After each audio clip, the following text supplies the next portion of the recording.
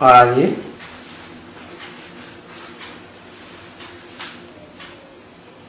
7th class की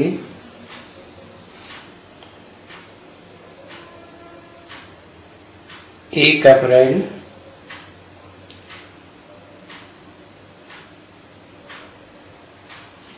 1967 की मुरली है।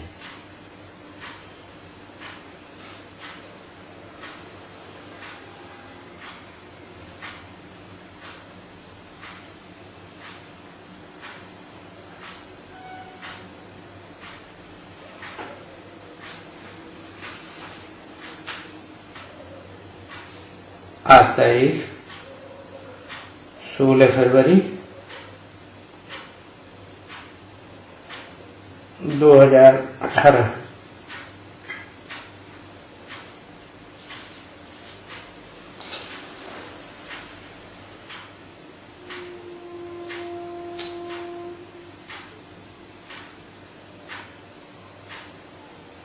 मुरली का पेज नंबर है 3 मध्य।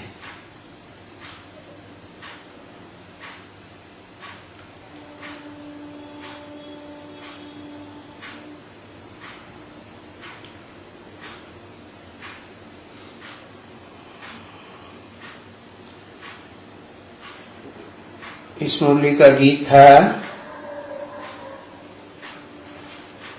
ये लड़ाई है दिए और तूफान की।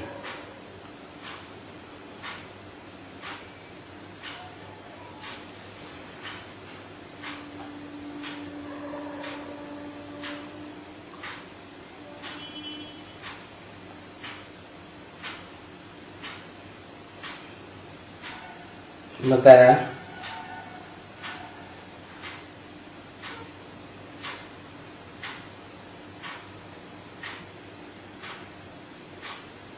कि आत्मा है दीवा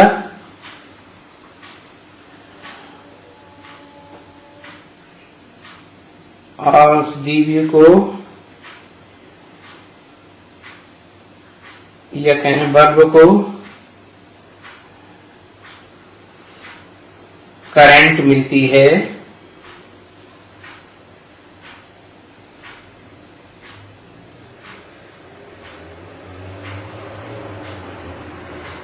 बड़े जंप से।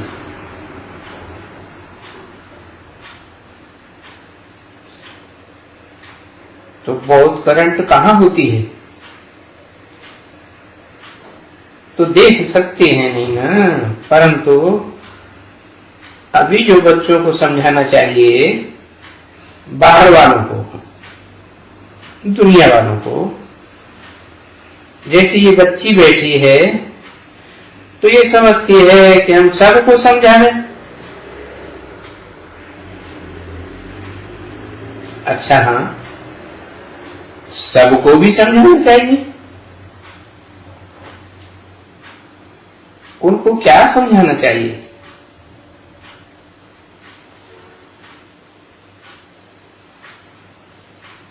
किसने कहा? आत्माओं के बाप ने कहा। किस बच्ची की ओर इशारा किया? जो बच्ची ब्रह्मा के तन के सामने बैठी है, समझती है कि सबको समझा रहे। सबको माने कितनों को? बाबा तो दुनिया वालों को ही बात कर रहे हैं, दुनिया वालों को समझाना चाहिए, बाहर वालों को। तो जरूर वो बच्ची विश्व आत्माओं का या विश्व धर्मों की सभी आत्माओं की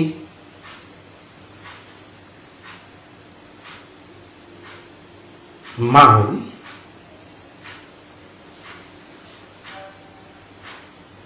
जगदम्बा होगी। लेकिन जगदम्बा का चित्त देखने से भक्त लोग समझते हैं कि कोई देह है, तो बाहर से देखने में आती है। देह एक चीज है और उसमें देह को चलाने वाली आत्मा दूसरी चीज, तो वो तो नहीं दिखाई पड़ती है। तो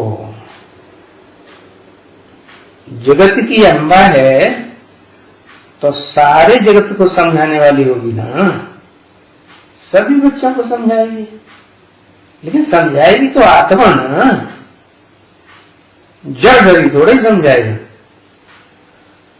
तो बच्ची सामने बैठी है,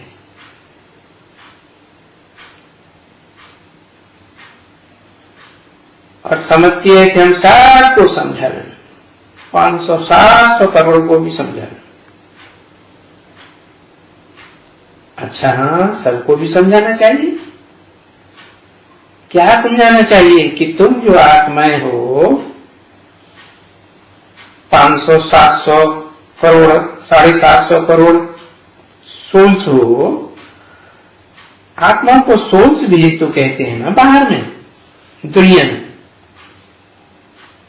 देखो दुनिया में तो अंग्रेजी ही चल रही है,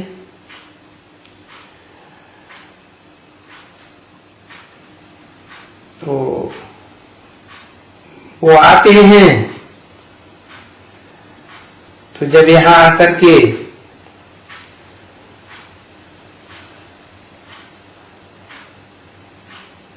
ऊंची स्टेज में ऊपर बैठे हैं,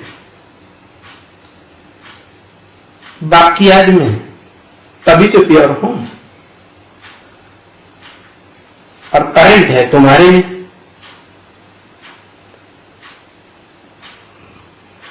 किसने बोला?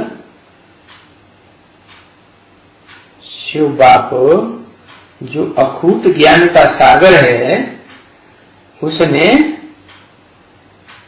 बोला। किससे बोला? जो विश्व में विश्व मनुष्य आत्मा, विश्व की मनुष्य आत्माओं का बाप है, सारी मनुष्य सृष्टि का बाप। एडम, आदम, आदिदेव, शंकर कहा जाता है, उससे बोला। वो बड़ी मशीनरी है ना, करंट देने वाली। तो बोला कि ये सबसे ऊपर है, और वो करंट है तुम्हारे में। माने जिस एडम आदम से बात कर रहे हैं, उससे कहा तुम्हारे में ये करंट है, और सतो प्रधान हो, गोल्डन एज में हो,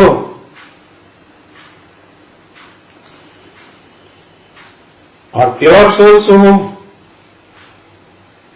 और फिर जो प्योर सोल है उसको इम्प्योर भी बनना है जरूर, क्योंकि ये तो शूटिंग चल रही है ना, रिहर्सल का है ना। 4 युगों का ड्रामा है, 4 सीन वाला, सतयुग, त्रेता, द्वापर, कलयुग। तो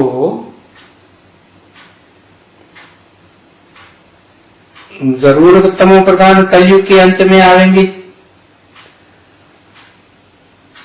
और सतयुग के आगे में आएंगे।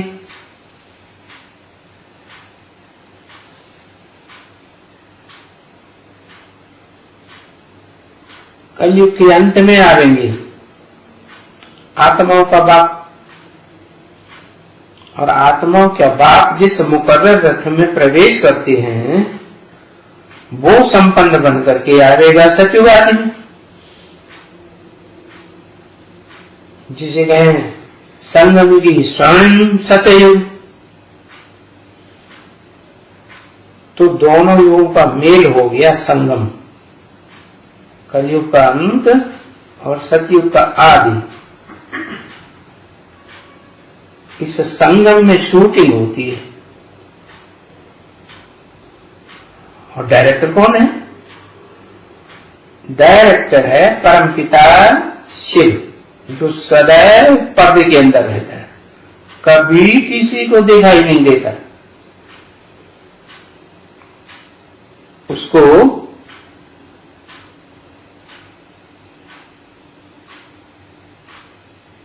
पहले पहले देखने वाला बैटरी है या जनरेटर कहो, मशीन, बड़ा मशीनर, वो है डांट कहा जाता है।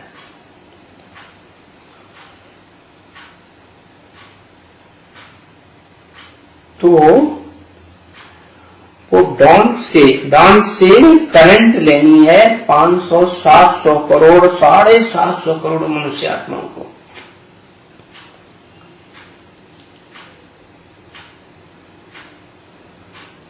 वो सोल्स नंबरवार 4 युगों में आती है, कोई सतयुग में, कोई त्रेता में, कोई द्वापर में, कोई कलयुग अंत में भी आती है। तो जब से भी आती है, पार्ट बजाती है, तो 4 अवस्थाओं से पसार जरूर होती है। सत्ययुग, त्रेता, द्वापर, कलयुग का मतलब ये है हर आत्मा के जीवन में, चाहे अंत में आने वाली क्यों न हो, सतो प्रधान, सतो सामान्य, रजो और तमो 4 अवस्थाओं से पसार होना पड़ता है। तो जैसे आत्मा रूपी दीवा तमो प्रधान होने पर उन्यानी ज्योति वाला हो जाता है, इम्प्योर आत्मा हो जाती है। तो जो भी प्योर सोल हैं उनको इम्प्योर भी बनना जरूरी है, चाहे वो अव्वल नंबर का डांट ही क्यों न हो, बड़ा बैटरा, बड़ा मशीनरी, वो भी जब इम्प्योर बनती है तभी तो गॉडफादर को बुलाते हो ना कि आकर के हमको लिबरेट करो, छुड़ाओ, इस देह अभिमान के बंधन से छुड़ाओ। अभी लिबरेट का अर्थ अलग होता है।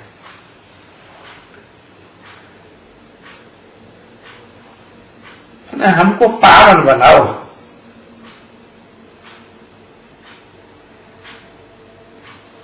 जैसे एक पवित्र सोना होता है, प्योर सोना 24 कैरेट,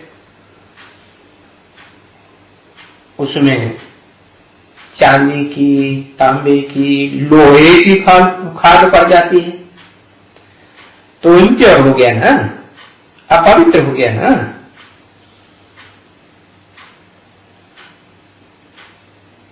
तो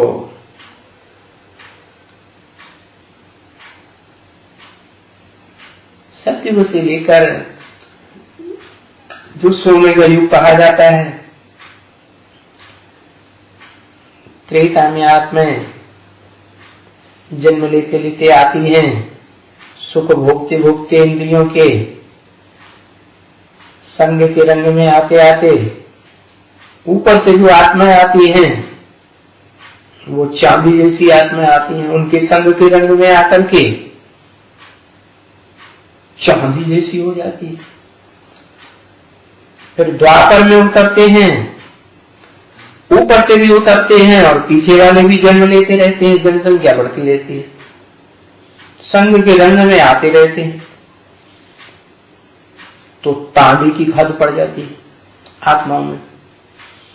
फिर कलयुग में आते हैं तो ऊपर से आने वाली आत्माएं भी ढेर की ढेर आती हैं और पीछे से जन्म लेने वाले भी जन्म लेते रहते हैं। ये 84 का चक्कर है ना। तो इस चक्र में पार्ट बजाने आना तो सभी को है इस सच रूपी रंगमंच पर, लेकिन खाद मिक्स होती जाती है। कलयुग में लोहे की खाद, लोहे जैसी काली तमो प्रधान आत्मा, राक्षसी पार्ट बजाने वाली, उनके संग के रंग में आना पड़ता है। तो देवान बढ़ता रहता है। जो आत्मा सोना थी वो अपवित्र होती जाती है, खाद वाली बनती जाती है। तो दुख बढ़ता है। तो आत्मा कहती है हमको पावन बनाओ। जो कहते हैं हमको पावन बनाओ वो आत्माएं अलग होती है, सब नहीं कहती है। हे पतित पावन आओ, जो कहते हैं पतित पावन आओ, बुलाते हैं, वो ही पतित से पावन बनते हैं। जो बुलाते नहीं है पतित पावन आओ, वो पावन भी नहीं बनते हैं। तो लिबरेट माना कोई दुख से लिबरेट करो,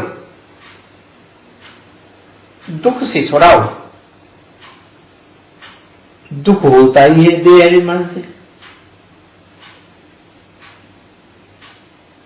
देहभान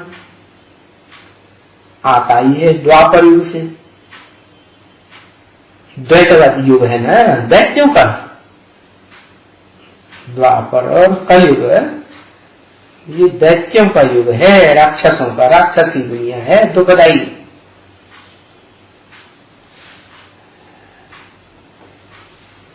तो आत्मा कहती है दुख से लिबरेट करो। पावन बनने का अर्थ अलग है। हमको पावन बनाओ पतित से,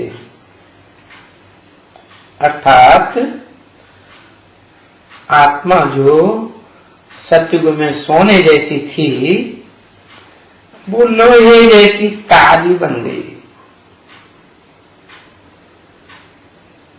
तो जरूर जो पतित बने हैं कोई से, क्योंकि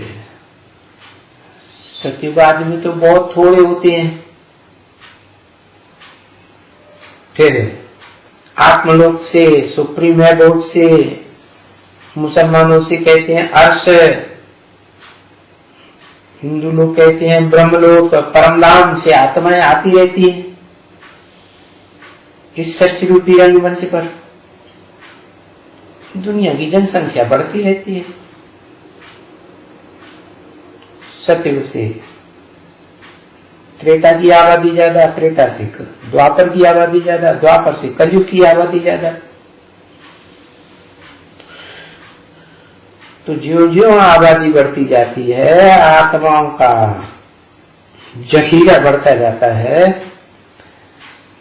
तो अनेकों के संग के रंग में आकर के जो आदि में सतयुग में पावन आत्माएं थी वो अच्छी खासी पतित बन जाती है, दुखी हो जाती है। तो कहते हैं दुख से लिबरेट करो। और ये दुख आता ही है देह अभिमान से, ज्यादा आता है। देह अभिमान होता है द्वापर से, क्योंकि सतयुग त्रेता में तो आत्मा अभिमानी होते हैं, अपन को आत्मा समझते हैं। वहां आत्मा का दीपक जगा हुआ रहता है, भले थोड़ी थोड़ी ज्योति कम होती है। इसलिए कहते हैं सतयुग में 16 कला संपूर्ण, त्रेता में 14 कला संपूर्ण आदि में, और त्रेता के अंतर द्वापर के आदि में 8 कला। तो पावन बनने का अर्थ अलग है। हमको पावन बनाओ पतित से, माना कलयुग के अंत में सभी आत्माएं पतित बन जाती हैं तो तामसी बन जाती है, लोहे जैसी, आयरन एज्ड। तो जरूर जब पतित बने हैं कोई से, माने कोई न कोई के संग के रंग में आए तो पतित बने, जिससे हमको लिबरेट भी करो। जिनके साथ पतित बने हैं हम वो सहज तो नहीं छोड़ेंगे, बैठेंगे एक की याद में जो ऊंचते ऊंच भगवंत है, आत्माओं का बाप, जिसका किसी से कभी भी इस दुनिया में अटैचमेंट होता ही नहीं। इस दुनिया में आता भी है, मुकर्रर रथ में भी आता है, एकदम तमो प्रधान रथ में आता है, फिर भी अटैचमेंट ही नहीं होता। तो उसको जब आत्माएं याद करने बैठती हैं तो वो याद ही नहीं आता। जिनका संग का रंग लिया है इस दुनिया में आत्माओं ने, वो ही याद आने लगती हैं। तो कहते हैं जिनसे हम पतित बने हैं संग के रंग से, उनसे हमको लिबरेट भी करो और पावन भी बनाओ, हमको छोड़ाओ भी, इनके अटैचमेंट से हमें छोड़ाओ। तो ये तो अभी बाप बैठ करके तुम्हारे से रूहान करते हैं, रूहानी बाप है ना। तो ये रूहानी बाप खड़े होके नहीं, इस मुकर्रर रथ में बैठ करके तुमसे रूहान करते हैं और तुम ही सुनते हो। क्या रूहानी बाप की बातें, जो त्रिकालदर्शी है, अखूट त्रिकालदर्शी है, उसकी बातें तुम ही सुनते हो और तुम ही समझते हो कि बरोबर तुमको आए करके ये जो रावण का राज्य है, यहाँ रावण माना ही 10 तरह की बातें बनाने वाला, 10 सिरों वाला, 10 तरह के वाइब्रेशन छोड़ने वाला, 10 तरह की कहना सिखाने वाला शैतान का राज्य है। 10 धर्म पिताएं हैं ना नंबरवार, तो कलयुग के अंत में ही होते हैं। इसीलिए तो गीता में कहा है सर्वधर्मान परित्यज्य, सात धर्मों को छोड़ दो, अर्थात इन सभी देहधारी धर्म पिताओं को छोड़ दो, A to Z सात तमो प्रधान बन गए संग के रंग में आते आते, एडम से लेकर के और जो नास्तिक बन पड़े हैं कलयुग के अंत तक, लेनिन स्टालिन जैसे, जो राजाओं की राजाइयों को भी खत्म कर देते हैं। उन सबका राज्य इस दुनिया में चल रहा है संगठित रूप से। तो अब ये शैतानों का राज्य, बच्ची कहते भी हैं, समझते भी हैं कि इस समय शैतान का राज्य है। हिंदुओं में शैतान रावण को कहा जाता है। सारी इंद्रियों से शैतानी करता रहता है, वो इस सृष्टि पर है विविचारी रावण राज्य। इसलिए कहते हैं कि हमको आकर के लिबरेट करो इस रावण से, शैतान से। तो शैतान से लिबरेट करके कहां ले जाओ? इस दुनिया में तो इस रावण का राज्य है, 10 सिरों वाले का, 10 धर्म पिताओं वाली दुनिया है, उनके फॉलोअर्स की दुनिया है।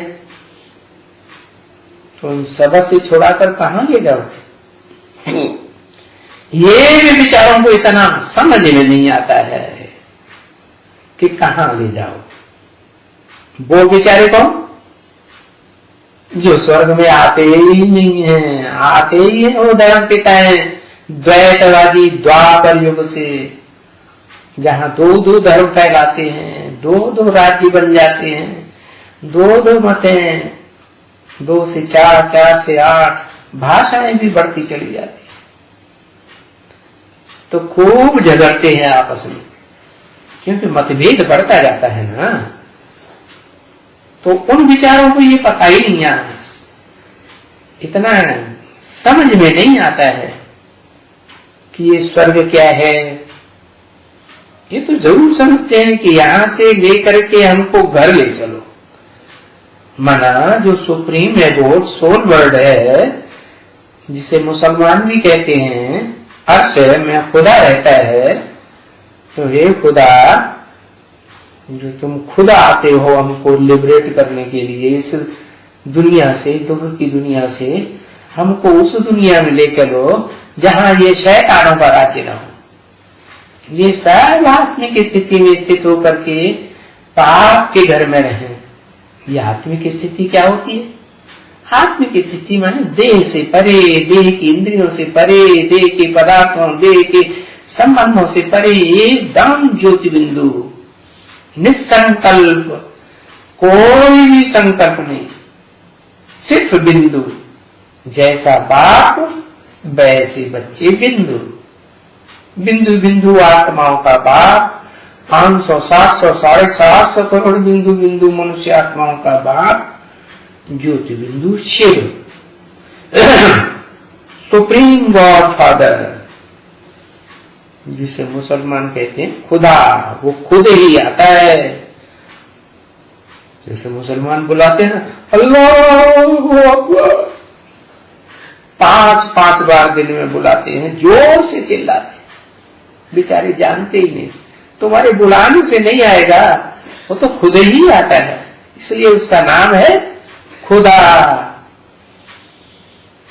तो इतना जरूर समझते हैं कि इस दुनिया से लेकर के, दुख की दुनिया से लेकर के हमको घर ले चलो, सुप्रीम एबोर्ड अर्श में, सोल वर्ल्ड में ले चलो, आत्मलोक में ले चलो, शांति धाम। यही साइलेंस का हमको वर दो, वरदान दो कि हमें शांति मिल जाए, तो हम शांति की दुनिया में रहें। वो जो द्वैतवादी द्वापर युग से धर्म पिता आते हैं, देवानी और उनके फॉलोअर्स और उन धर्मों में कन्वर्ट होने वाले भारतवासी देवात्माएं सब शांति चाहते हैं, लेकिन ये द्वैतवादी जो द्वापर युग से इस संसार में आते हैं, वो तो स्वर्ग देखते ही नहीं। असली स्वर्ग क्या होता है? उनको तो बस क्षण, थोड़े समय का, एक जन्म का सुख मिलता है, एक जन्म की जीवन मुक्ति बस, और वो भी कलाओं में बंधी हुई। तो वो शांति चाहते हैं, क्योंकि कलयुग में तो जब एटम बमों की मार चलती है तो बड़ी दुनिया में अशांति हो जाती है। समझते हैं हाय मरे के मरे, पता नहीं कब हमारे ऊपर बम गिरे, बहुत अशांत हो जाते हैं। तो फिर शांति धाम में ले जाने के लिए बोलते हैं, वहां शांति भी है, क्योंकि उन्हें शांति ही चाहिए। जो द्वैतवादी द्वापर युग से आत्माएं शांति धाम से आती हैं, क्योंकि एक राज्य जब तक है तब तक शांति है। वो एक राज्य तो रहता है, एक बाप का स्थापन किया हुआ, एक हेवनली गॉड फादर का स्थापन किया हुआ राज्य तब तक रहता है जब तक द्वैतवादी, ये देह अभिमानी धर्म पिताएं सृष्टि पर नहीं आते। जब पहला देह अभिमानी धर्म पिता अब्राहिम आता है तो दूसरा धर्म स्थापन करता है, इस्लाम धर्म। तो 2 धर्म हो गए, तो आपस में धर्म पिताओं की उस दुनिया में झगड़ा तो जरूर होगा, द्वैतवाद में झगड़ा होता ही है। 2 होंगे, 2 बर्तन होंगे तो आवाज करेंगे। तो शांति एक बाप के घर में है, जिसे कहते हैं सोल वर्ल्ड, या कहते हैं उस हेवनली गॉड फादर का स्थापन किया हुआ सतयुग त्रेता युग की देवताओं की दुनिया। तो जब तक उन देवताओं का राज्य है तब तक शांति है, अर्थात घर में कोई भी हंगामा नहीं होता है। ये भगवान का बनाया हुआ घर है ना, हेवन। क्यों नाम रखा है हेवन? विन किया हुआ है। किसने विन किया? देवात्माओं ने विन किया, जो संसार को देने वाली है, देने की इच्छा रखती है, कुछ लेने की इच्छा नहीं रखती, इसलिए उनको देव कहा जाता है। उनका मुखिया कौन है? महादेव, जिसको कहते हैं देवदेव महादेव। ब्रह्मादेव जनरेटर, विष्णुदेव ऑपरेटर, शंकर देव महादेव डिस्ट्रक्टर।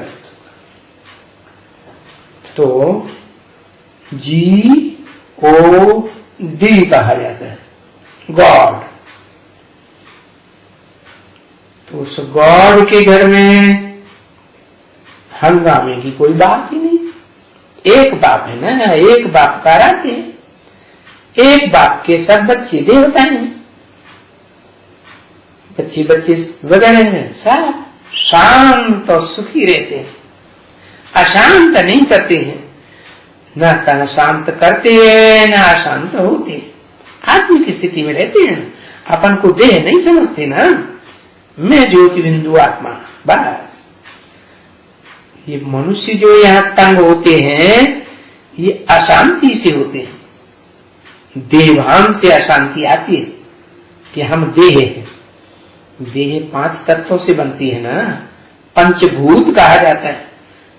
तो ये भौतिक दुनिया है, देह को प्रेफरेंस देने वाली, लड़ाई झगड़े वाली दुनिया है। ये लड़ाई, ये झगड़ा, ये घर घर में होता है, घर घर में मारा मारी, वाइब्रेशन की मारा मारी, संकल्पों की मारा मारी, वाचा की मारा मारी, कर्मेंद्रियों से मारा मारी। तो ये कलयुग के अंत में बच्चों से, आत्मा रूपी बच्चों से कितनी अशांति होती है।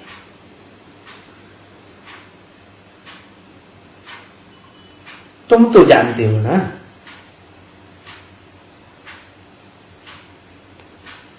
तुमको जो सामने बैठते हैं उनको तुम कहा जाता है।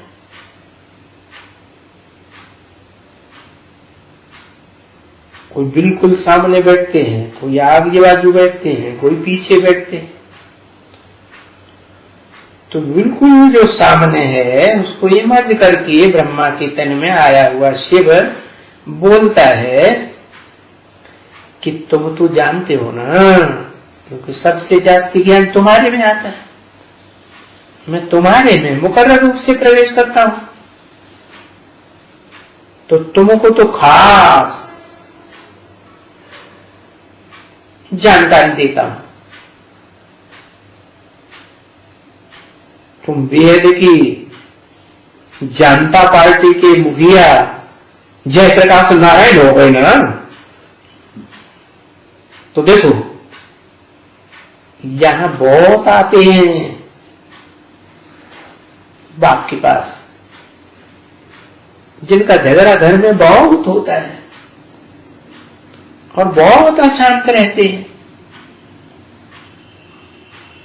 अगर अभी 2 का झगड़ा भी होता है, समझो स्त्री पुरुष का झगड़ा है, तो माता स्त्री भी तंग है, बाप पुरुष भी तंग है, बच्चे भी तंग होते हैं। तो उनके लिए फिर बहन भाई, काका चाचा मामा सभी तंग हो जाते हैं, क्योंकि मनुष्य जो अशांत होते हैं ना, वो जहां भी जाएंगे वहां शांति फैलाएंगे। बाप के घर में भी जाएंगे, नाना मामा चाचा काका ताऊ ढेर ढेर संबंधी होते हैं ना। बच्चों से यहाँ बच्चियों से मिलने आते हैं तो कितनी अशांति फैलाते हैं। अभी वो तो हुई अशांति, शरीर से जड़ है तो तभी अशांति है। ये आसुरी स्वभाव जिसको कहा जाता है। बाकी तुम बच्चे तो जान गए हो कि हम आत्माएं जहां सुप्रीम एबोर्ड शांति धाम में रहती है वो तो है ही शांति धाम। वहां तो शांति ही शांति लगी पड़ी है। बाप का घर है ना, परमानेंट घर है बाप का। बाकी इस दुनिया में शिव बाप आकर जो सुखधाम रचते हैं वहां भी शांति है। अच्छा, तो फिर जब सत्युग होता है तो उसको भी शांति धाम कहा जाता है, तो उनको फिर सुखधाम कहते हैं। जिस सुखधाम में शांति भी भरी पड़ी है। 3 धाम है ना, शुद्ध शांति धाम, बाप का परमानेंट घर, फिर है सुखधाम। 21 जन्मों तक तुम सुख में ही रहते हो। आधा कल सतयुग और त्रेता, ये बेहद ड्रामा के 2 पहले सीन हैं जिनमें सुख ही सुख, दुख का नाम निशान नहीं। तो जब ये सभी देवात्माएं सुप्रीम मोड से यहाँ सतयुग त्रेता में आकर के जन्म ले लेती हैं, आ जाते हैं, तो प्योरिटी ही प्योरिटी है, पीस ही पीस, प्रॉस्पेरिटी ही प्रॉस्पेरिटी, तो वहां सुख है। उसको पाई जाता है शांति धाम, सुख धाम, स्वर्ग। क्यों सुख का धाम कहा जाता है? क्योंकि सुख का घर है, स्वर्ग है। स्वर्ग 2 शब्दों से, स्व माने आत्मा, ग माने गई। आत्मा कहां गई? स्व स्थिति में गई। तो जब आत्मा स्व स्थिति में जाती है सदा काल के लिए, तो स्वर्ग बन जाता है। स्वर्ग का मतलब ये है भाई सुख और शांति, क्योंकि वहां सुख नहीं जाएंगे।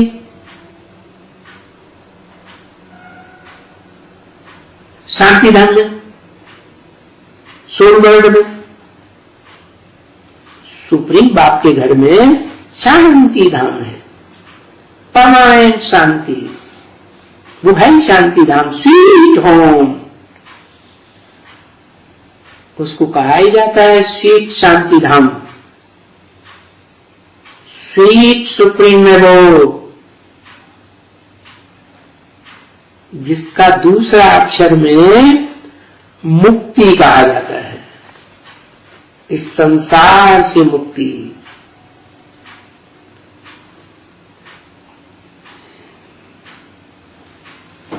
मोक्ष नहीं कहेंगे, क्योंकि आत्मा का सदा काल के लिए मोक्ष तो हो ही नहीं सकता। जब गॉड फादर को, भगवान को ही इस दुनिया में आना पड़ता है। हिंदू लोग तो कहते भी कल्प कल्प लगे प्रभु अवतारा। कल्प कहते हैं 4 युगों के मेल को, चतुर्युगी को। तो हर चतुर्युगी में भगवान को आना पड़ता है आत्माओं को उद्धार करने के लिए, मुक्ति देने के लिए।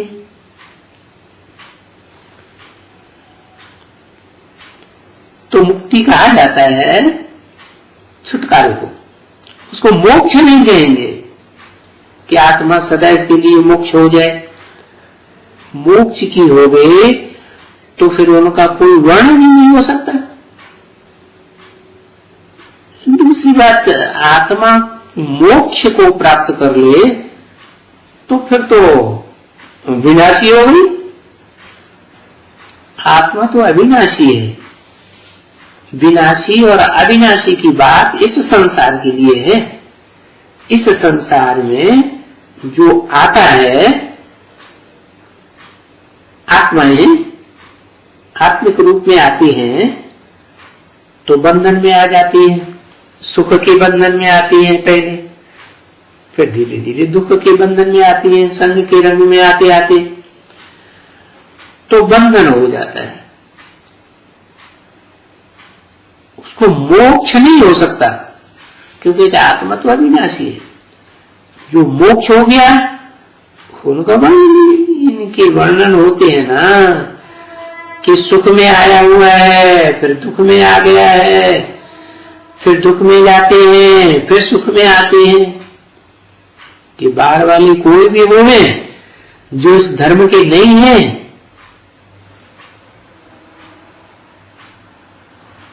उनको सिर्फ इतना ही समझाना होता है कि तुमको मुक्ति चाहिए। बाहर वाले क्यों कहा? क्योंकि तुम बच्चे यहां बाप के पास घर में बैठे हो, तुम अंदर वाले हो गए।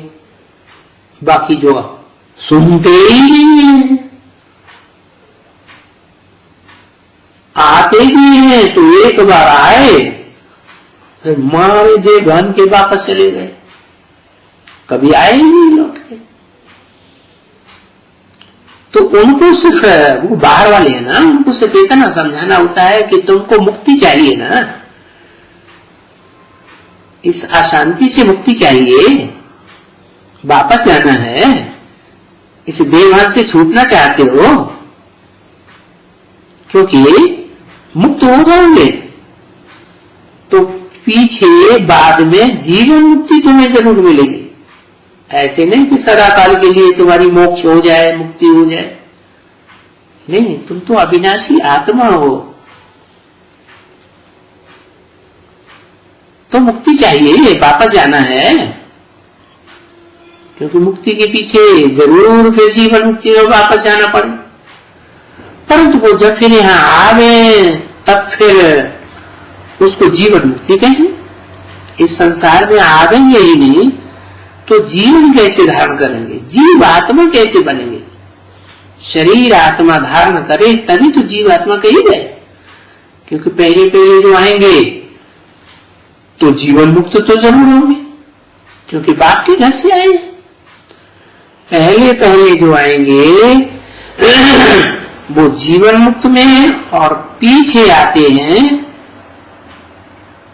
तो उनको थोड़ा जीवन बंध ज्यादा अनुभव होता है अंत में। लेकिन पहले आने वालों को भी जीवन बंध में आना पड़ता है, क्योंकि हाफ एंड हाफ होता है ना। सामान्य रूप से सभी आत्माओं को आधा सुख आधा दुख है। सबके लिए इतना तो है ही, आत्माओं के लिए भी हाफ एंड हाफ है। ये सृष्टि के लिए भी हाफ एंड हाफ है। सत्ययुग त्रेता सुख और कलयुग द्वापर में दुख, तो हाफ एंड हाफ हुआ ना। तो पीछे जो आते हैं वो देरी देरी से आते रहते हैं, तो फिर वो हाफ तो नहीं हो सकता है ना। फिर भी इतनी ही सुख और शांति जितनी सतयुग में होती है इतनी ही तो उनको नहीं मिल सकती है। बाकी ये तो जरूर है कि सतो प्रधान सो सतो जरूर होने का है, सतो से रजो जरूर होना है, रजो से तमो प्रधान होना है। 4 गेट से पास जरूर होते हैं। बाबा ने समझाया ना, पिछाड़ी में जो अभी आते होंगे वो क्या आते होंगे? बेचारी एक जन्म लेते होंगे कलयुग के अंत में, आधा जन्म लेते होंगे। वो क्या सुख और दुख का अनुभव करेंगे।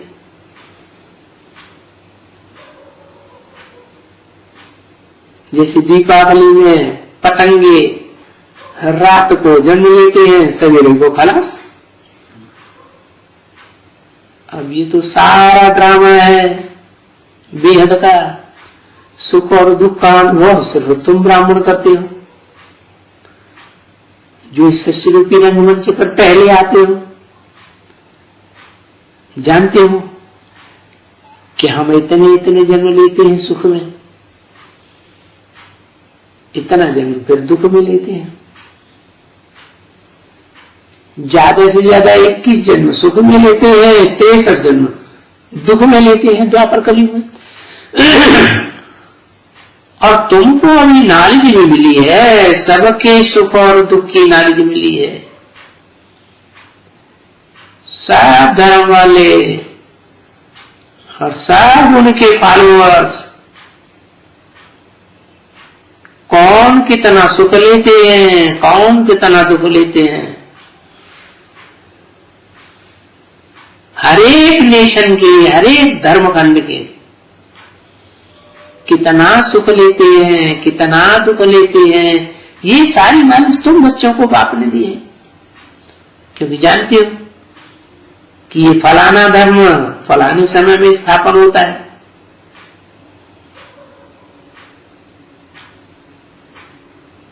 जैसे सतयुग में सूर्यवंशी, त्रेता में चंद्रवंशी, फिर द्वैतवादी कलयुग द्वापर में इस्लाम धर्म, क्रिश्चियन धर्म, बौद्ध धर्म, फिर द्वापर के अंत और कलयुग के आदि में शंकराचार्य का संन्यास धर्म।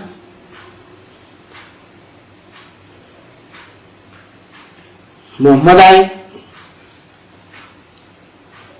उसी 100 वर्ष के आगे पीछे तो मुस्लिम धर्म स्थापन होता है।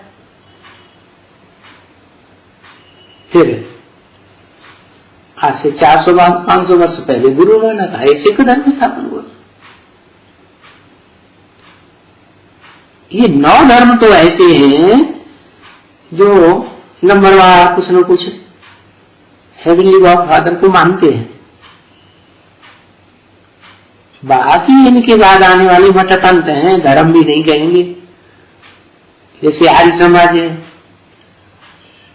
कबीर पंथ है, फलाना फलाना।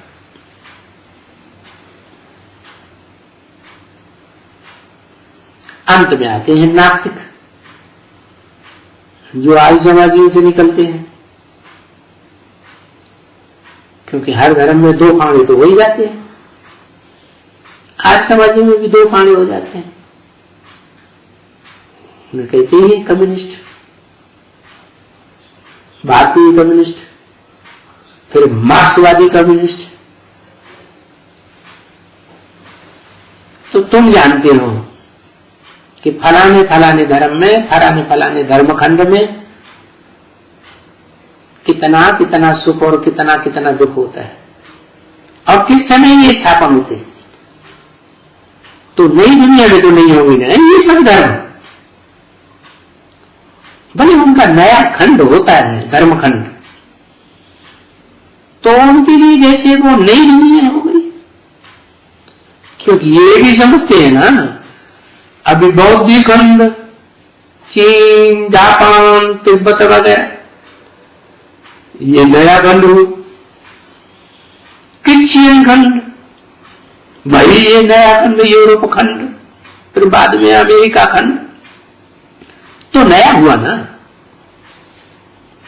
ये अमेरिका आज से 500-600 वर्ष पहले ईजाद हुआ ना, मनुष्यों की दिमाग में आया कि अमेरिका भी कोई धर्मखंड है, कोई खंड है, कोई महाद्वीप है।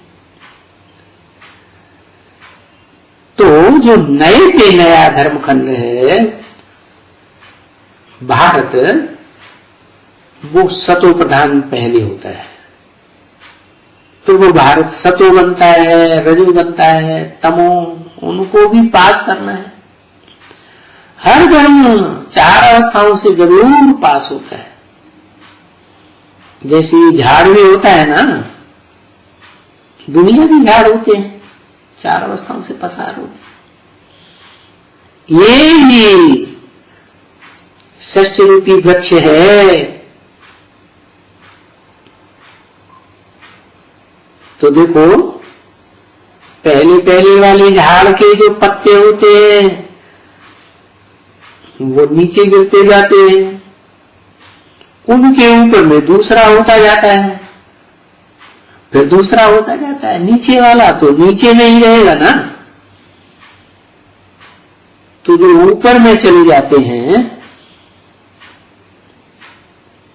वहां की झाड़ बड़ा हो जाता है। तो वो नया नया तुम देखते हो ना, झाड़ में ऊपर नई नई टालियां कैसे निकलती हैं, कितनी फ्रेश सुंदर दिखाई देती है। जब भी देखो कोई भी झाड़ होगा, आम का झाड़ भले पुराना भी होगा, तो जब बरसात के बाद देखेंगे तो ऊपर में पत्ते उनके बहुत हरे हो जाएंगे और छोटे छोटे भी निकलते रहेंगे।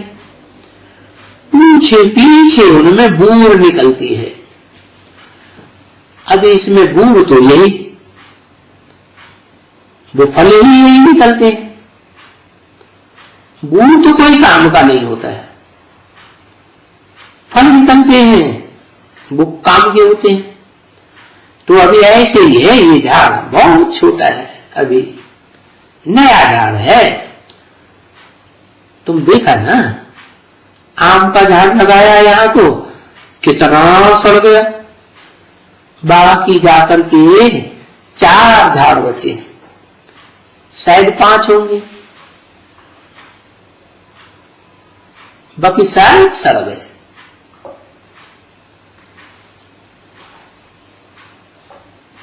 क्योंकि उनको तूफान लगा और उनकी परवरिश पूरी नहीं हुई। तो तुम भी अपनी परवरिश पूरी नहीं करते हो। ये विद्यालय है ना, बाप का विद्यालय, विश्वविद्यालय कहो, क्योंकि विश्व की सभी आत्माएं यहां पढ़ती है। ये आत्मा की पढ़ाई, इसका नाम ही आध्यात्मिक विद्यालय। आदि माने अंदर, आत्मिक माने आत्मा के अंदर। आत्मा के अंदर की बात सिवाय परमात्मा की और कौन बताएगा? दुनिया में कोई ऐसा आध्यात्मिक विद्यालय हो सकता है क्या? हो ही नहीं सकता। तो देखो, ये मनुष्य रूपी झाड़ है, जिसको गीता में भी बताया, ऊर्ध्वं मूलम मधः शाखा अश्वत्थम आहुरव्ययम्। ये विनाशी झाड़ है, इसका कभी विनाश नहीं होता है। तो बाप आकर बताते हैं ना, मनुष्य से तुमको देवता बनना है। और कहा भी, गाया भी जाता है, मानुष से देवता किए करतन लागिवा। क्या ऐसे तो नहीं कहा जाता, जानवर से देवता किए करतन लागिवा, कीड़े मकोड़ों से किए करतन लागिवा, या राक्षसों से किए करतन लागिवा। नहीं, मनुष्य से। मनुष्य किनको कहा जाता है? जो मनन चिंतन मंथन करते हैं, मन का उपयोग करते हैं, उनको मनुष्य कहा जाता है। तो मनुष्य आत्माओं का बाप में सुप्रीम सोल बाप आते हैं।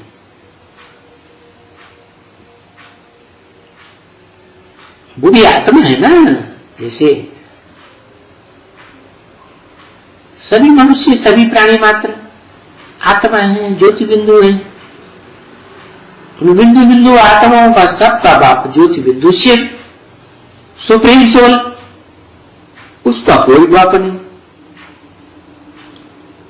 परंतु वो आत्माओं का बाप है, मनुष्यों का बाप नहीं। उसको मन है ही नहीं, वो मनन चिंतन मंथन करता ही नहीं, उसको क्या करता है? वो तो त्रिकालदर्शी है, तीनों कालों को जानने वाला है।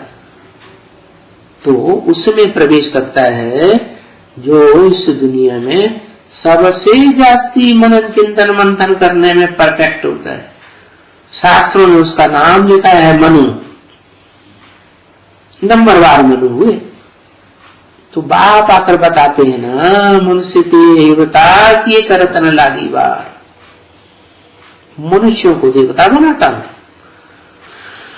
बाकी जानवर जिनकी बुद्धि चलती ही नहीं, मन चलता ही नहीं, मन को कंट्रोल करने के प्रयत्न ही नहीं करते, तो तुम देखते हो कि पूरा देवता नहीं बन सकते। थर्ड ग्रेड के, फोर्थ ग्रेड के देवता बनते हैं। कहलाने में तो देवता रहेगा ना। पहले जन्म में देवता कहेंगे कि सुख देते हैं, कुछ न कुछ देते हैं, लेने की इच्छा नहीं करते, लेने के नाम पर सभी धर्म पिताओं ने दुख ही भोगा। अपने फॉलोअर्स को दिया है ना। तो देवी देवता धर्म तो वही है ना जो सुख देता है, उसे ही कहेंगे ना बच्चे। और ये तो समझ की बात है कि बरोबर बादशाही स्थापन होती है, उसमें जरूर होगा, परंतु ये समझ करके ये होगा, अच्छा हम कोई थर्ड क्लास बने, हम ये तो बेसमझी हो गई। थर्ड क्लास देवता क्यों बने? फर्स्ट क्लास सेकंड क्लास तो फिर भी अच्छा है, परंतु ये माया से नहीं लड़ सकते हैं। ये माया बेटी से लड़ाई लड़ने में फेल हो जाते हैं। माया बेटी कहते हैं ना, बेटी है तो कन्या हुई ना, कन्या में प्योरिटी ज्यादा दिखाई देती है, तो बहुत आकर्षण करती है, तो बेचारे लड़ नहीं सकते, फेल हो जाते हैं। फेल की तो बात तुम जानते हो, बहुत यहां चिट्ठी आती है, बोलते हैं हम फेल हो गए बाबा, हम गटर में गिर गए बाबा, हम फेल हो गए। गटर में गिर गए? हाँ, मुंह तो पलीती बन गए।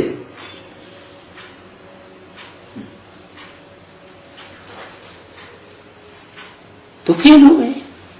बाप आए हैं 21 जन्म के लिए मूत पलीती से बचाने के लिए, वहां मूत पलीती होते ही नहीं। मूत पलीती तो होते ही है द्वैतवादी दैत्यों की दुनिया में, जहां देह अभिमानियों का धर्मखंड शुरू हो जाता है। वो तो भ्रष्ट इंद्रियों से ही आचरण करते हैं, तो मूत पलीती होते रहते हैं। तुम बच्चे तो देवता बनने वाले हो, देव आत्माएं हो, ज्ञानेन्द्रियों से सुख लेते हो, ज्ञानेन्द्रियों से सृष्टि की पैदाइश करते हो। ज्ञानेन्द्रियों और भ्रष्ट इंद्रियों में अंतर हो गया ना, तो वो तो फेल हो जाते हैं, क्योंकि जन्म जन्मांतर भ्रष्ट इंद्रियों का सुख लेते रहे। नहीं तो ऐसे कभी किसको चिट्ठी कोई लिखते हैं क्या? कोई को तो बहुत डर लगता है, वो ख्याल करते हैं, लिख देते हैं बाबा फेल हो गए। अरे ऐसे बार बार लिखते रहेंगे हम फेल हो गए, फेल हो गए, उससे क्या होगा? तो बाबा कहते हैं फेल हो गए तो तुम मूत पलीती कपड़े हो गए, तुम्हारा शरीर रूपी कपड़ा गंदा हो गया, तुम्हारी शक्ति अच्छी हो गई। अभी मूत पलीती कपड़े को कौन हाथ लगाएगा?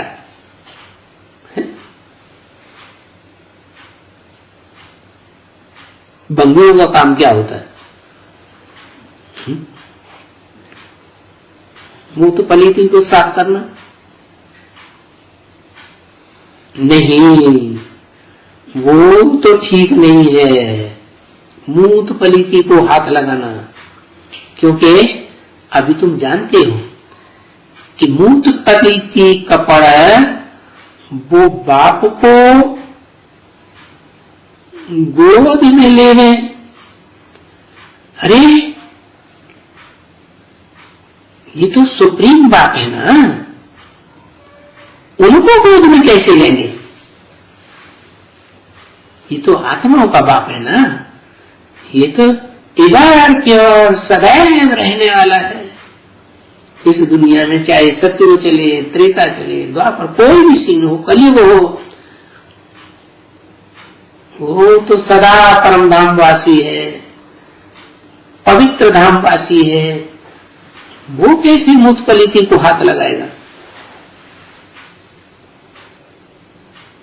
हाँ, मूत पलीती बच्चे उस सुप्रीम सोल बाप को सहज सहज निरंतर याद करें तो पवित्र बने, शरीर पवित्र बने, काया कंचन बने, तो फिर उनको गोद में लेंगे। उनमें भी कोई फर्स्ट क्लास बच्चा होगा जिसको गोद में लेकर खिलाएंगे। आजकल चित्र निकले हैं ना, एक बुढ़ा बाबा बैठा हुआ है, मस्तक में चंद्रमा, गले में सांप, उसकी गोद में कृष्ण बच्चा बैठा हुआ है। बनाने वालों ने चित्र बना दिया। चित्र बनाने वाले तो देह अभिमानी है ना, उन्होंने तो देहधारी बाप दिखाई दिया और कृष्ण बच्चा बुद्धि दिखाई दिया। ये भी उनकी कवियों जैसी भावना है। पूरा तो नहीं समझा कि बुद्धि में सुप्रीम सोल बाप प्रवेश करता है, जो कभी देह का जन्म लेता ही नहीं, वो तो अजन्मा है। वो देह में प्रवेश करता है तो भी स्वस्थिति में स्थित रहता है। तो वो मूत पलीती कपड़ों को कैसे बुद्धि रूपी हाथ लगाएगा? वो तो अपने कृष्ण बच्चे को ही हाथ लगाएगा ना। वो भी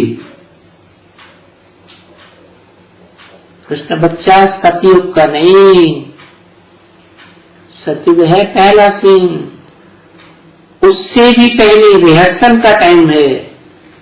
पुरुषोत्तम संगम युग, पुरुष माने आत्माएं, उन आत्माओं में जो अव्वल नंबर आत्मा है संगम युगी कृष्ण, जिसके तन में वो अधूरा चंद्रमा कृष्ण चंद्र की आत्मा सतयुग का प्रवेश करता है, जो मस्तक पर दिखाया जाता है। वो बच्चा है, जगत पिता जगदम्बा का बच्चा है। तो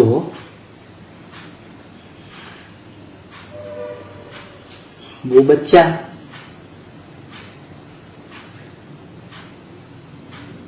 तो सतयुग में जाके जन्म लेता है। उस बच्चे को जन्म देने वाला उस प्रिंस को जन्म देने वाला कोई प्रिंस का बाप होगा ना। तो वो मनुष्य सृष्टि का बीज रूप बाप ऐसा है जो स्वर्ग का बीज रचयिता है। और द्वापर युग से जब द्वापर शुरू हो जाता है तो द्वैतवादी दुनिया का भी रचयिता बाप है। और द्वैतवादी दुनिया का जब अंत होता है तो वहां 500-700 करोड़ मनुष्य आत्माओं का बाप साबित होता है। उस बाप को तो सब बच्चों को हाथ लगाना पड़े।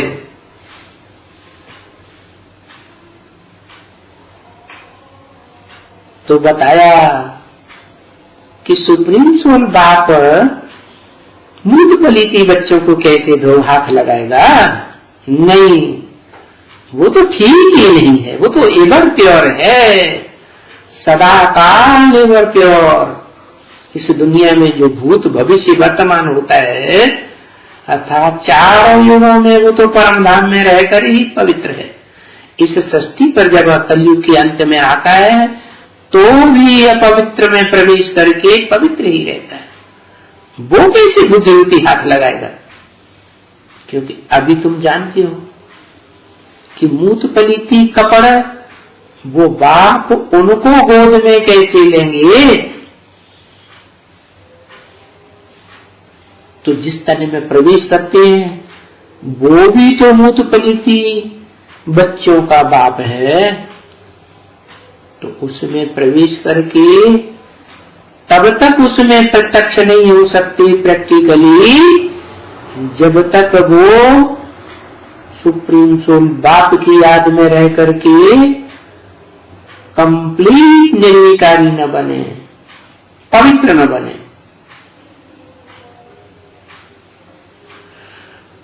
बाप आते हैं सुप्रीम सोल, जब बूंद पलीती से बच्चे साफ शुद्ध हो जाते हैं तभी तो गोद में भी ले सकते हैं। तो मां का काम है सफाई करना।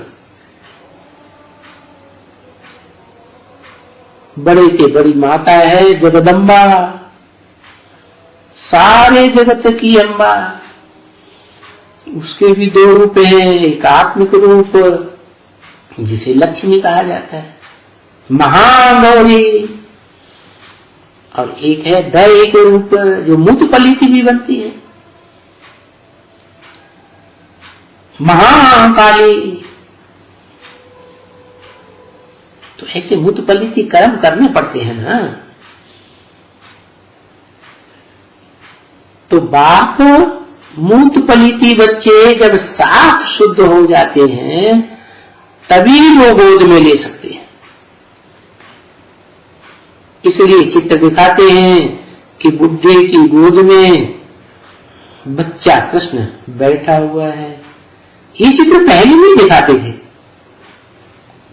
अभी आजकल ये चित्र बने हैं क्योंकि संगम युग चल रहा है ना। उस संगम युग में वो बच्चा पवित्र होने की कगार पर है, इसलिए गोद में दिखाया। अभी कायदे बाबा ने बंद कर दिया है, क्योंकि सबको गोद में नहीं लेते, बोलते हैं नहीं, वहां जाकर के झोपड़ी में एक एक से पूछ करके सब समाचार लेते हैं। तो उस हिसाब से ये गोद लेते हैं। गोद भी हर किस्म की होती है, समझा ना। वो जैसे जैसे अवस्था होगी उनकी जैसी अवस्था होगी, उस समय में ऐसे ऐसे बाप का प्यार होगा। देखो अंदर में एक और बाहर में दूसरी होती है।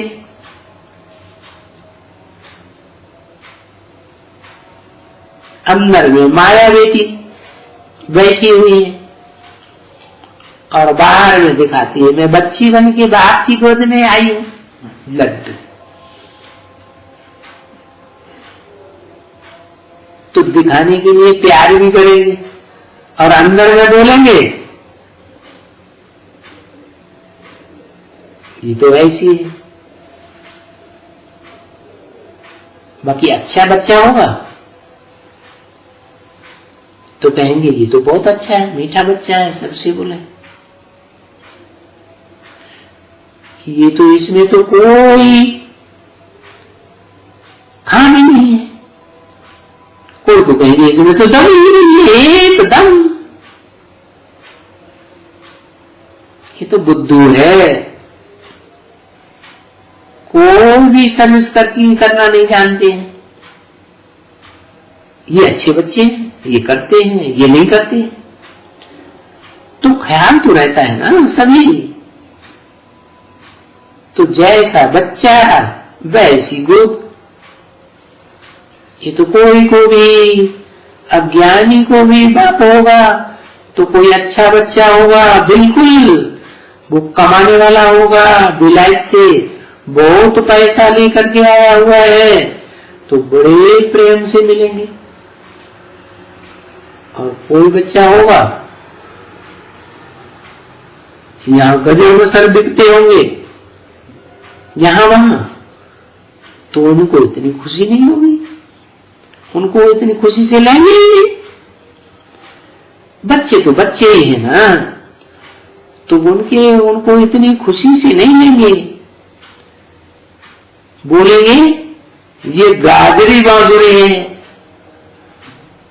ये बाबा भी जानते हैं, अपनी राजधानी में भी तो कोई राजा बनेगा, कोई गाजरी बांसुरी बनेगा। फिर उनको किस दृष्टि से देखेंगे या क्या करेंगे? दोनों बाप दादे हैं ना। ये मनुष्य सृष्टि का बाप है जिसमें प्रवेश किया है मुकर्रर रूप से, और जिसने प्रवेश किया हुआ वो दादे हो गया इस मनुष्य तन में। दादे का वर्षा तो 500-700 करोड़ को जरूर मिलेगा, बाकी बाप अपना वर्षा दे या न दे, कोई को दे कोई को न दे। यूं तो बच्चे तो सभी हैं, परंतु फिर भी जब दादा आते हैं पढ़ाने के लिए अच्छी तरह से, तो पढ़ना चाहिए ना, पढ़ना चाहिए ना बच्चे अच्छी तरह से। तो ये है पढ़ाना, और ये है उनको महत्व समझाना। ये आध्यात्मिक विद्यालय की पढ़ाई, आत्मा के अंदर की पढ़ाई, अधिमाने आत्मा, आध्यात्मिक, ये बाप के सिवाय, सुप्रीम सोल बाप के सिवाय और कोई पढ़ा ही नहीं सकता। बाकी जैसे इस बच्ची के लिए बाबा ने कहा कोई भी धर्म हो, तो उनको ये पहले होना चाहिए कि बाप को कहा ही जाता है लिबरेटर। अभी लिबरेटर किसे कहते हैं? देखेंगे कहां फंस गया है, और गाइड करते हैं। तो लिबरेटर और गाइड कौन है? उनका परिचय देना होता है। ये परिचय कौन देता है? इस बच्ची को बोला ना, परिचय देना है, सारी दुनिया को परिचय देना है। परिचय देने वाली मूल कौन है? बीज आत्मा, और आत्मा शरीर के बगैर काम कर न सके। तो जिनको परिचय देना है उन सबको कह देना चाहिए कि सुप्रीम गॉड फादर, क्योंकि मूल बात यही है ना कि सिर्फ गॉड फादर और supreme God father. Supreme God father जब आते हैं, वो समय जब उनका होता है, ड्रामा प्लान अनुसार आते हैं, तो सबको लिबरेट करेंगे। सृष्टि की आदि सतो प्रधान सतयुग में थोड़े ही करेंगे, न त्रेता में करेंगे, न द्वापर में रजो प्रधान में करेंगे। जब एकदम ये सच्ची रूपी मकान तमो प्रधान बन जाए, तो सबको लिबरेट करेंगे, इस अशांति की दुनिया से छुड़ाएंगे। क्योंकि हेवन में तो कोई फंसा हुआ नहीं होता है, ये तो विन किया हुआ है ना। राक्षसी दुनिया, दुखदाई दुनिया के ऊपर विन किया हुआ है ना, तो वहां कोई फंसा हुआ होने की बात ही नहीं। सब स्वतंत्र होते हैं, आत्मा है ही स्वतंत्र। जो पुकारते हो हमको छुड़ाओ, हे पतित पावनाओ, अरे किससे छुड़ाना?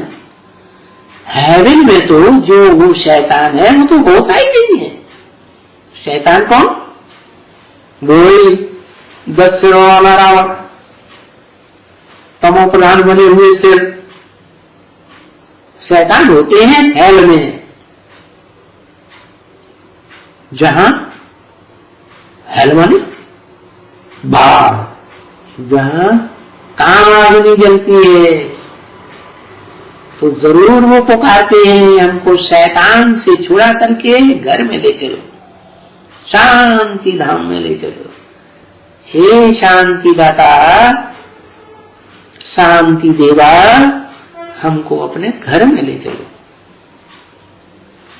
तो शांति देवा देवता है, वो सबको छुड़ाए के ले जाता है, परंतु उसे पहले अपने अंदर शांति धाम क्रिएट करना पड़े, तब ही तो शांति देवा सबको शांति देगा ना। देवा है कि लेवा है? देवा है, देने वाला। परंतु देवताओं को देवता बनाने वाला कौन है? वो है सुप्रीम सोल गॉड फादर। वो देव नहीं है, वो देवता बनाने वाला है। वो तो आकर के कहते हैं कि तुमको अगर घर चलना है तो तुम देखो पतित है, प्योरिटी नहीं है तुम्हारे में, और तुम्हारा जन्म भी इम्प्योरिटी से हुआ है, मूत पलीति से तुम्हारा जन्म हुआ है। अगर तुम प्योर बन जाएंगे, मुझे याद कर करके प्योर बनेंगे, गॉड फादर ऐसा कहते हैं, मुझे याद करो, तो जो इम्प्योरिटी तुम्हारे में आ गई है, पतित हो गए हो, इम्प्योर हो गए हो, मुझे याद करो तो तुम प्योर हो जाएंगे। कौन कहते हैं? गॉड फादर कहते हैं। गॉड फादर मुख से कहेंगे कि बिना मुख से कहेंगे? मुख से कहते हैं। तो मुख से जो बोलने वाला है वो कौन है? God father. गॉड फादर में और सुप्रीम गॉड फादर में अंतर नहीं है।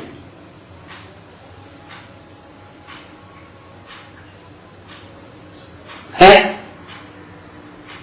गॉड फादर, गॉड बनकर के बैठने वाले इस संसार में नंबरवार बहुत हुए। क्रिश्चियंस इस दुनिया में क्राइस्ट को भी गॉड मानते हैं, बाप मानते हैं, गॉड फादर। मुसलमान मोहम्मद को गॉड फादर मानते हैं। सन्यासी शंकराचार्य को गॉड फादर, भगवान शंकराचार्य। सिख लोग गुरु नानक को सदगुरु मानते हैं। सत्य माने सच्चा। अरे सच्चा गुरु तो एक निराकार होगा ना, वो साकार कैसे हो गया? तो जो साकार बनकर के बैठने वाले हैं वो नंबरवार धर्म पिताएं हैं, जो भारतीय ग्रंथों में, शास्त्रों में दशावतार के रूप में गाए हुए हैं।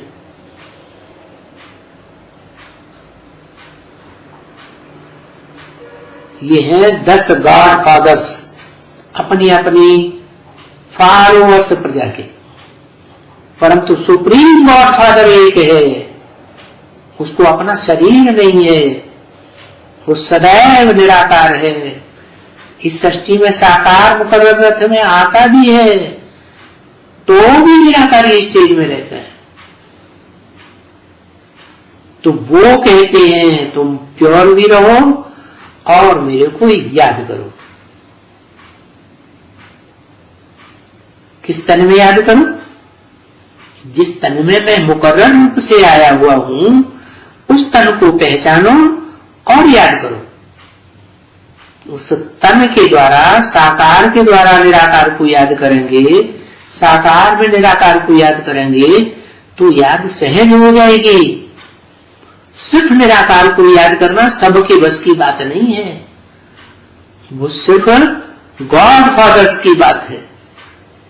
चाहे वो अव्वल नंबर का गॉडफादर मनुष्य सृष्टि का बाप हो, चाहे वो किसी भी धर्म का धर्म पिता हो, वो ही निराकार को याद कर सकते हैं। अथवा उनके जो बीज हैं एकदम आदि के बीज, जो संगम युग में ऐसी स्टेज तैयार करते हैं जिन्हें 10 धर्म के बीज कहा जा सकता है, वो अविनाशी बीज हैं और संगम युगी स्वर्णिम स्वर्ग से ही अपना पार्ट बजाना शुरू करते हैं।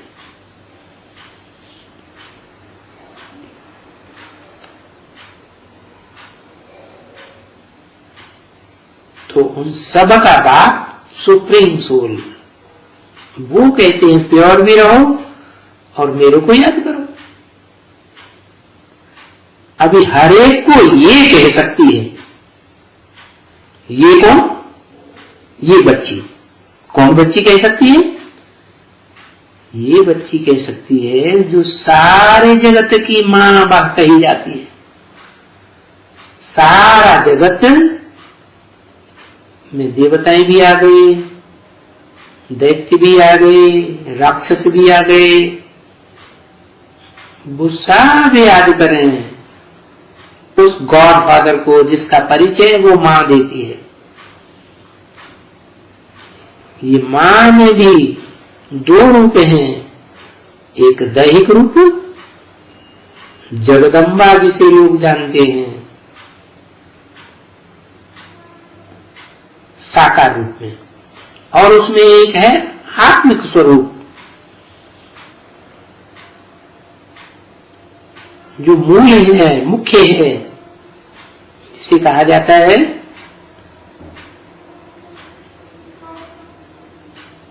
पार्वती, लक्ष्मी, सारे संसार को पार लगाने वाली। तो वो हर एक को ये कह सकती है, क्योंकि जो डायरेक्शन देते हो तुम, जो गाइड करते हो, तो बाप के तरफ में इशारा करती हो कि एक को याद करो, मुझे भी याद न करो। मेरे 2 रूप हैं, एक आत्मिक रूप और एक दैहिक रूप। आत्मिक रूप में मैं हूं सदा पवित्र रहने वाली, एक को याद करने वाली, एक के साथ संसर्ग संपर्क में रहने वाली। देह तो अनेकों के साथ संबंध में आती है, वो नंबरवार है देहधारी आत्मा। तो बोला उस एवर प्योर बाप को याद करो जो कभी भी आत्मा पवित्र नहीं बनती, वो आत्माओं का बाप है और वो आत्मलोक से आते हैं। बस इनके सिवाय और कोई भी एवर प्योर नहीं रह सकता। इनके कह के डबल क्यों कर दिया? क्योंकि जिस तन में आते हैं उसको भी साकार रूप में एवर प्योर बनाते हैं। साकार शरीर धारण करने वाली आत्माओं में जिस तन में प्रवेश किया है वो ही एवर प्योर है, उसके अलावा और कोई एवर प्योर नहीं है। इसलिए उसको भारतीय सभ्यता में अमोघ वीर्य कहा जाता है। वो ऐसी स्टेज धारण करता है कि उसकी शक्ति कभी क्षीण होते ही नहीं। जब तक संगम युग है, जब तक नई सृष्टि नहीं बनी है, तब तक इनकी यही स्टेज रहती है। इनके सिवाय, किनके सिवाय? इनके माने 2 कम से कम। कौन 2? एक सुप्रीम सोल और एक सुप्रीम सोल जिसमें प्रवेश करता है मुकर्रर रथधारी में, वो सोल मनुष्य सृष्टि का बाप। बस इनके सिवाय और कोई भी वर प्योर नहीं रह सकते हैं। क्या कोई कहे हम भी उभर के और बढ़ के दिखाएंगे, तो नंबरवार हो जाएंगे, अव्वल नंबर नहीं हो सकते। बाकी जो आते हैं सो प्योर से इम्प्योर जरूर बनते हैं, कि पुनर्जन्म जरूर लेते हैं। मनुष्य जो भी आते हैं पुनर्जन्म तो लेते ही हैं। तो इस समय में सभी हैं जो चिल्लाते रहते हैं हम पतित तो हो गए। सभी में कौन कौन आ गए? चाहे देव आत्माएं हो, चाहे आसुरी आत्माएं हो, चाहे मनुष्य आत्माएं हो, सब पतित हो गए। 500-700 करोड़ जो भी परमपिता सुप्रीम सोल के बच्चे हैं सब चिल्लाते रहते हैं, पतित हो गए। इसलिए मैं राय देता हूं, ऐसे बताओ क्या बोलना है इस बच्ची को। मैं राय देती हूं, एडवाइस देती हूं। देखो इतनी छोटी बच्ची पर एडवाइस देती है ना, क्या कितनी छोटी बच्ची, नाम ही रख दिया ब्रह्मा कुमारियों ने अंतिम वाला। शरीर से छोटी है ना,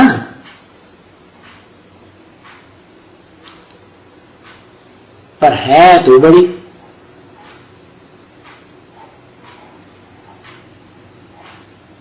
नाम ही है जगदम्बा। शरीर का नाम है कि आत्मा का नाम है? लोग तो शरीर को ही देखते हैं। जो आत्मिक स्थिति वाले बच्चे हैं वो आत्मा को पहचानते हैं कि ये है पार्वती, पार लगाने वाली। बाकी देह तो डुबोने वाली है या पार लगाने वाली है। तो इतनी छोटी बच्ची पर एडवाइस देती है ना। क्या एडवाइस देती है? एक सुप्रीम सोल बाप को याद करो, निरंतर याद करोगे तो अव्वल नंबर देवात्मा 16 कला संपूर्ण बन जाओगे। और तीखा याद करोगे, सारा जीवन शरीर छोड़ते समय तक भी याद करोगे तो स्वर्णिम संगम युग में कलातीत आत्मा बन जाओगे। अगर अभी तुम सीट होम में जाने हैं, देखते हो कि मौत सामने खड़ा है विनाश के लिए, क्योंकि ये जो एटॉमिक बॉम्ब्स हैं, मिसाइल्स हैं, अच्छा तुम जानते हो कि ये है पुरानी दुनिया की बात। पुरानी दुनिया की हिंद है ना, समझा ना। क्योंकि ये जो कुछ भी अच्छा देखते हैं ये पाम पेंड सो माया का है।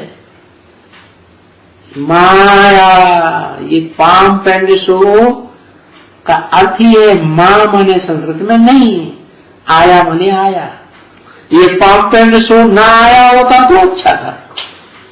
इस पाम पेंड सो में सारी दुनिया फंस जाती है। देव आत्माएं भी, श्रेष्ठ आत्माएं वो भी फंस जाती है। ये कहते हैं ये माया है, माया का पाम। ये कोई ईश्वर का पाप नहीं है। वो तो सतयुग में पाप होता है ईश्वर का। ये है कलयुग का पाप। कल है कलेश का युग, अशांति का युग। तो वो कलयुग की पाम इस समय में क्यों है कि खींचे हैं अपन को, आत्मा को खींचते चले जाएं, सत्य को भुलाए दे दें, स्वर्ग को भुलाए दे दें। नहीं तो मुसलमान भी मानते तो हैं जन्नत को, क्रिश्चियंस भी मानते तो हैं हेवनली गॉड फादर को।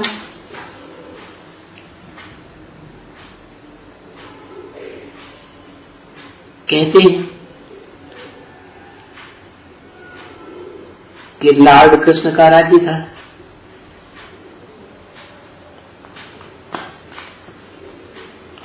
में राजी था। इसलिए सभी कहते हैं मनुष्य कि अभी तो स्वर्ग है, जब स्वर्ग था तो स्वर्ग था, लेकिन अभी ये एरोप्लेन वगैरह देखते हैं, ये बत्तियां निकली हुई हैं, ये चकाचक भकाभक देखते हैं, तो सोचते हैं अभी ही स्वर्ग है। आगे कोई थोड़े ही थे, नहीं, ये तो बत्तियां अभी निकली हुई है। तो अभी को कहा जाता है ये है माया का पंप पिछाड़ी का, थोड़े समय का है, फिर एटमिक बम बन चुके हैं।